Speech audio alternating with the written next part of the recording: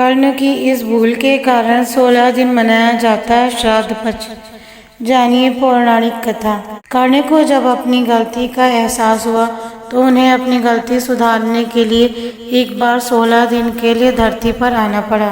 पितृपक्ष आने वाले हैं और 16 दिन के श्राद्ध पक्ष में सनातन धर्मी अपने पितरों को याद करते हैं और उनकी आत्मा की शांति के लिए सभी दैविक अनुष्ठान करते हैं। लेकिन बहुत कम लोग जानते हैं कि 16 दिन का पितृपक्ष दानवीर कर्ण की एक भूल के कारण मनाया जाता है और कर्ण के कारण ही पितृपक्ष मनाने की परंपरा शुरू हुई थी।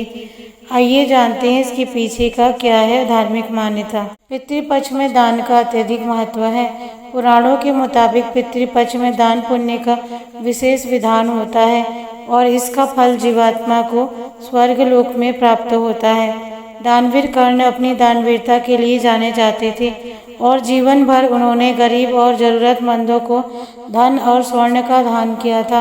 अपने दर पर आने वाले किसी भी व्यक्ति को उन्होंने बगैर धन दिए लौटने नहीं दिया। लेकिन कर्ण ने अपने जीवन काल में अन्न दान नहीं किया। अंतिम समय में जब कर्ण ने मृत्यु लोक छोड़ा और स्वर्ग पे पहुँचे तो खूब सोना दिया गया और खाने के लिए कुछ भी नहीं दिया गया। कर्ण ने जब भगवान इंद्र से इसका कारण पूछा तो देवराज इंद्र ने बताया कि उन्होंने जीवन भर सोना ही दान किया है और पितरों की आत्मा की शांति के लिए कभी भी अन्न दान नहीं किया, इसलिए उन्हें अन्न नहीं दिया गया। तब कर्ण ने इस बात को लेकर अनभिज्ञता जाहिर करते हुए कहा कि मुझे अन्नदान के महत्व की जानकारी नहीं थी और न ही मैं अपने पूर्वजों को जानता था। गलती सुधारने के लिए फिर धरती पर आए थे कर्ण को जब अपनी गलती का एहसास हुआ तो उन्हें अपनी गलती सुधारने के लिए एक बार 16 दिन के लिए धरती पर भेजा गया था।